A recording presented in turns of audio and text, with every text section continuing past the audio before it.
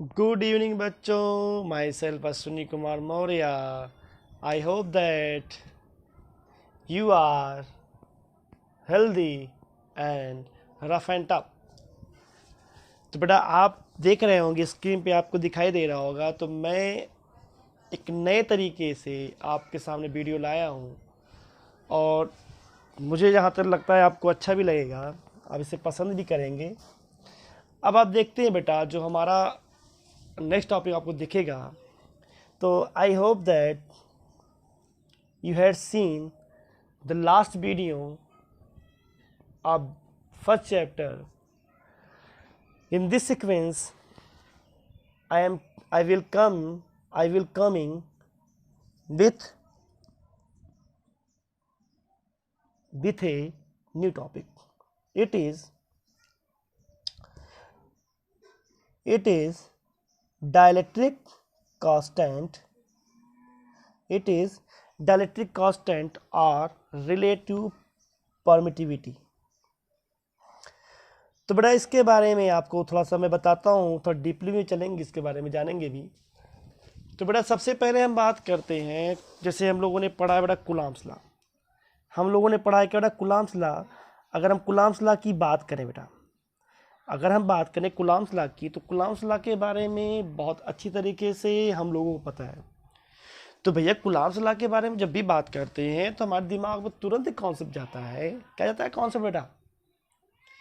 क्या ना कॉन्सेप्ट हमारे पास यही ना गया भाई, कि हमारे पास जो कॉन्सेप्ट जाएगा क्या बोला, F is equal to 1/4 pi epsilon not Q1 Q2 upon r square. यही ना आएगा भाई, ये तो कूलॉम्स लॉ है ना भैया, पता है ना आपको. अब बेटा यहाँ पे ये तो पता है आपको, हमारे पास आपको दिख रहा होगा, तो इसी को तो बोलते हैं ना बेटा परमिटिविटी. इसी को तो बोलते हैं ना बेटा परमिटिविटी. तो परमिटिविटी होती क्या है? तो वहां मैंने कह दिया था, जब कूलॉम्स लॉ बता रहे थे तो मैंने कहा था कि इट इज ए कांस्टेंट. कौन सा कांस्टेंट था? Electrostatic constant. और मैंने कहा it is permittivity of free space. ये ने कहा था बेटा, मैंने यहाँ पर कहा था क्या कांस्टेंट. लेकिन एक्चुअली में बेटा परमिटिविटी होती क्या है, इसके बारे में हम जानेंगे. एक्चुअली में परमिटिविटी जो होती है बेटा, ये क्या होता है, एक प्रकार का मीडियम होता है. क्या होता है बेटा? एक प्रकार का मीडियम होता है जो ये डिसाइड करता है कि फोर्स कितना है, कितना ज़्यादा है, कितना कम है. तो बेटा आगे हम जैसे बढ़ेंगे तो आपकी चीज़ें क्या होंगी, आपका जो कन्फ्यूजन होगा वो धीरे धीरे क्या होगा बेटा, क्लियर होगा. अब आप देखेंगे क्या, तो सबसे पहले हम डिफिनेशन की बात कर लेते हैं, उसके बाद हम आगे बात करते हैं. तो डिफिनेशन बेटा आपकी स्क्रीन पर दिखाई दे रहा होगा बेटा, इसका साइड स्क्रीन भी ले लीजिएगा ताकि आपको नोट्स बनाने में कोई प्रॉब्लम ना हो. अब यहाँ पर डिफिनेशन लिखा हुआ है, आप देख रहे होंगे आपके स्क्रीन पर. आप देखेंगे बेटा कि लिखा है the ratio of permittivity of medium to the permittivity of free space. Free space का मतलब ये है बेटा, फ्री स्पेस को हम एयर भी कह सकते हैं या वैक्यूम भी कह सकते हैं. अभी आगे इसके बारे में हम डिस्कस करेंगे. अब आप देखेंगे बेटा, तो यहाँ फॉर्मूला आपको दिखाई दे रहा होगा. तो मैंने लिखा बेटा K इज इक्वल टू, लिखा मैंने K is equal to epsilon R is equal to epsilon upon epsilon not. अब बेटा समझिए यहाँ से, तो यहाँ पे मैंने कहा बेटा ये हमारे पास है क्या बेटा, इसी को तो बोलते हैं क्या बेटा डायलेक्ट्रिक कांस्टेंट. और डायलेक्ट्रिक कांस्टेंट बेटा हर मीडियम के लिए इसकी वैल्यू क्या होती है बेटा, चेंज होती है. हर मीडियम के लिए इसकी वैल्यू क्या होती है बेटा, चेंज होती है. अब आप साथ में देखिए यहाँ से, यहाँ पे लिखा है मैंने epsilon not, sorry epsilon not, इसको बोलते हैं बेटा रिलेटिव परमिटिविटी. अब आप देखेंगे यहाँ से लिखा है मैंने क्या बेटा, एप्सिलॉन अपॉन एप्सिलॉन नॉट. तो बेटा एप्सिलॉन की बात जब भी हम बात करेंगे बेटा, है क्या बेटा, ये क्या है, ये किसी मीडियम में, किसी मीडियम का मतलब बात करते हैं बेटा, और एक किस बेटा एयर में. अब आप ध्यान देंगे बेटा, तो आप देख रहे हैं बार बार मैं कह रहा हूँ बेटा मीडियम, या बार बार मैं कह रहा हूँ फ्री स्पेस, वैक्यूम या एयर. तो बेटा अगर क्या करें, अगर मीडियम को दो पार्ट में हम डिवाइड कर दें तो एक मीडियम हमारा एक जैसा मिल जाता है, जिसको हम बोलते हैं एयर, वैक्यूम. क्या बेटा, एयर फ्री स्पेस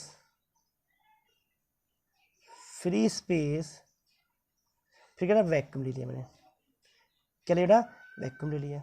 अब आप देखिए इनके अलावा, अब देखिए मैंने कहा ना एयर है हमारे पास, फ्री स्पेस है, वैक्यूम, इन तीनों मीडियम को एक जैसा हम कंसीडर करके चलते हैं, जहां भी मिलेगा तो तीनों को हम एक जैसा कंसीडर करके चलते हैं। ये बात आप गांठ मार लो भाई, ये ध्यान रखिएगा। अब ध्यान दीजिएगा बेटा, इसको दिमाग में रख लीजिए कि जहां भी कोई भी मीडियम मिले, कौन सा बेटा, एयर, वैक्यूम, फ्री स्पेस, ये तीनों मीडियम कैसे होते हैं, एक जैसे होते हैं। क्योंकि जो के की वैल्यू होती है बेटा बहुत माइन्यूटली चेंज होती है। अभी मैं नीचे लिख देता हूँ, भी लिखूंगा लास्ट में भी हम लिखेंगे इसके बारे में, आप ध्यान दीजिएगा। तो अब देखिए बेटा यहाँ से, ये तो हमारे पास क्या बेटा डिफरेंस, मैंने कहा कि मीडियम दो तरीके, मैंने कहा एक मैंने कहा एयर, वैक्यूम, फ्री स्पेस, या इनके अलावा जो दूसरा मीडियम होता है बेटा, जैसे एग्जाम्पल ले लिया बेटा, लिया मैंने ऑयल ले लिया, दूसरा क्या ले बेटा मैंने, वाटर ले लिया, पेपर ले लिया, या इसके अलावा भी कुछ और भी मीडियम होते हैं, ठीक है ना। और इनका यूज हम क्यों करते हैं आप आगे देखिएगा। तो ये मिला मुझे क्या बेटा, ये हमें मिला क्या, डिफिनेशन मिल गया, एक फॉर्मूला मिल गया, किसके लिए, डाइलेक्ट्रिक कांस्टेंट रिलेटिव परमिटिविटी के लिए। अब आप ध्यान दीजिए बेटा, जो आपका नेक्स्ट पेज पे आप देख रहे होंगे, जो नेक्स्ट पेज आपका आया हुआ, अब आप उसमें देखिएगा, इसमें ध्यान दीजिएगा, इसमें थोड़ा ध्यान देना है बेटा।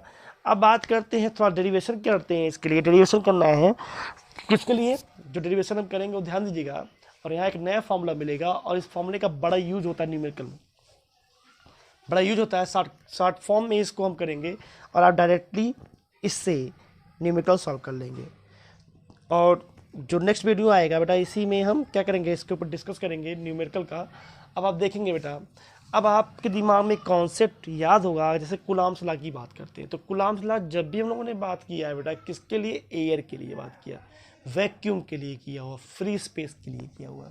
अब आप देखिए बेटा यहाँ से, तो अगर बात करते हैं कुलाम्स लॉ की, तो बेटा यहाँ पे मैंने लिखा हुआ, देखिए लिखा है force between charges in air और ऑब्लिक दिया हुआ फ्री स्पेस, तो हमारे पास होगा क्या बेटा, यही ना होगा, एफ लिखा है बेटा, F air is equal to F not. तो बेटा एफ नॉट भी अगर लिखा है तो ये समझ जाइएगा कि क्या बेटा, एयर है इक्वल टू क्या बनेगा बेटा, वो Q1 Q2 upon 4 pi epsilon not r square. ये किसके लिए बेटा, ये कब मिला, एयर के लिए। अब ध्यान दीजिएगा, मैंने लिखा है एयर और क्या लिखा है, एफ नॉट, तो एफ नॉट का मतलब एयर, समझिएगा, कंफ्यूज मत होइएगा भैया, ध्यान दो बेटा। अब देखते हैं बेटा यहाँ से, ध्यान दीजिए, ये तो हमारे पास क्या मिला, किसके लिए मिला, एयर के लिए मिला ना, फ्री स्पेस के लिए मिला ना। अब आप देखिए किसके लिए, अगर उस मीडियम को हम चेंज कर दें, उस मीडियम चेंज करने का मतलब क्या है, एयर, वैक्यूम, फ्री स्पेस के अलावा अगर हम दूसरा मीडियम रख दें जो हमें पता हो, जैसे मान लीजिए ऑयल हो जाए, वाटर हो जाए, पेपर हो जाए, या इसके अलावा और भी कुछ हो जाए, तब क्या होगा। तो इसके लिए हम लोगों ने, आप देखिए सेकंड लाइन में आप देख रहे होंगे, मैंने फॉर्मूला यहाँ लिखा हुआ है, क्या लिख रहा, एफ लिखा मैंने, एफ एम ई डी मतलब मीडियम इक्वल टू एफ का मतलब बेटा फोर्स इन मीडियम, और वह एयर के लिए क्या लिखा था बेटा, एफ नॉट। तो हमारे पास क्या मिलेगा फार्मूला बेटा, तो क्या मिलेगा यहाँ से, फार्मूला मिलेगा Q1 Q2 upon 4 pi epsilon, क्या मिलेगा आपको, एप्सिलॉन आर स्क्वायर। तो क्या चेंज नहीं हुआ, यहाँ केवल मीडियम चेंज हो रहा है, बाकी चीज़ें वही है, चार्जेस भी वही हैं, डिस्टेंस भी वही है। ध्यान दीजिएगा बेटा यहाँ से, ये तो किसके लिए बेटा, मीडियम के लिए मिल गया। अब मान लीजिए बेटा, अगर इसी चीज़ को हम थोड़ा सा और एक्सप्लेन कर दें कि बेटा अगर हम डिवाइड कर दें force air upon medium, divide कर दिया गया बेटा F air upon F medium, तो हमारे पास क्या एफ ओ अपॉन एफ मिल जाएगा। तो इसका मतलब बेटा आपको दिख भी रहा होगा, तो हम डिवाइड क्या करेंगे, डिवाइड करेंगे बेटा इसका इसमें डिवाइड कर दें, मतलब एयर वाले में हम डिवाइड कर देंगे किससे बेटा, मीडियम वाले से, तो हमारे पास क्या मिल जाएगा, ना मिलेगा Q1 Q2 upon 4 pi epsilon not r square का whole divided by Q1 Q2 upon क्या बेटा 4 पाई एप्सिलॉन आर स्क्वायर।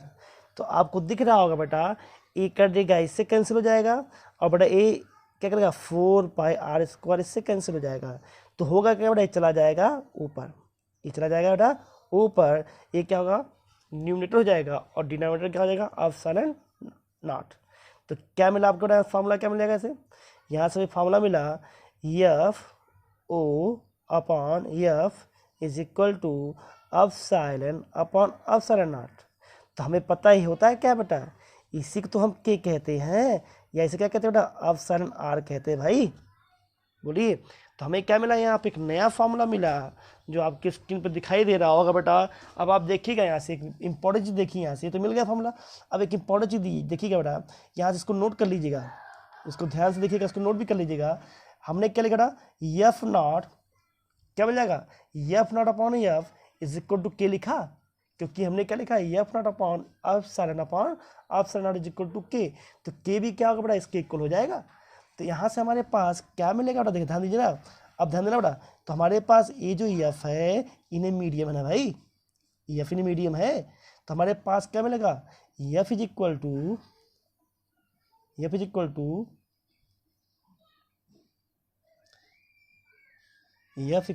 मिलेगा, एफ नॉट अपॉन के। तो मैंने क्या कहा था बेटा, एफ नॉट का मतलब फोर्स इन एयर, और के क्या बेटा, डायलेक्ट्रिक कांस्टेंट। तो दिमाग कोई कॉन्सेप्ट दिमाग में आ रहा है बेटा, इसका मतलब क्या हुआ, इसका मतलब ये बेटा कि क्या करेगा, जो हमारे पास जो इलेक्ट्रोस्टैटिक फोर्स होगा या जो कोलम्बियन फोर्स होगा वो क्या कर जाएगा, एयर वैक्यूम फ्री स्पेस के अलावा अदर मीडियम में फोर्स क्या कर जाएगा, रिड्यूस्ड कर जाएगा। क्या करेगा बेटा, रिड्यूस कर जाएगा। ये दिमाग में आपके कॉन्सेप्ट बनना चाहिए, और इस पर न्यूमेरिकल बहुत मिल जाते हैं बेटा, आसानी से लग जाएगा। आपके एनसीईआरटी में भी न्यूमेरिकल एक है, क्वेश्चन नंबर मुझे याद नहीं है, मैं बताता है इसको, और हो सकता है नेक्स्ट टॉपिक में हम इसको लेकर आएंगे भी। अब देखिए बेटा, यहाँ से एक एग्जांपल ले रहा हूँ मैं। मान लीजिए दो चार्जेज हैं जिनके दोनों को एयर में रखा गया है, तो एयर में रखे तो हमारे पास फोर्स कितना बना रहा, ये मिल गया। और दूसरा कोई मीडियम लिया जिसमें का डायलेक्ट्रिक कांस्टेंट हमारे पास कितना बड़ा 4 है, तो हमारे पास जो फोर्स इन मीडियम मिलेगा वो क्या मिलेगा 16/4, दैट मीन्स क्या मिला आपको ना 4 न्यूटन मिला। अब आप देख लीजिए फोर्स कितना डिक्रीज कर गया, रिड्यूस किया नहीं किया। तो बेटा ये था क्या आपका डाइलेक्ट्रिक कांस्टेंट और रिलेटिव परमिटिविटी। अब बेटा रिलेटिव परमिटिविटी के बारे में ध्यान रखिएगा, it is dimensionless. Okay, goodbye, good night, best of luck.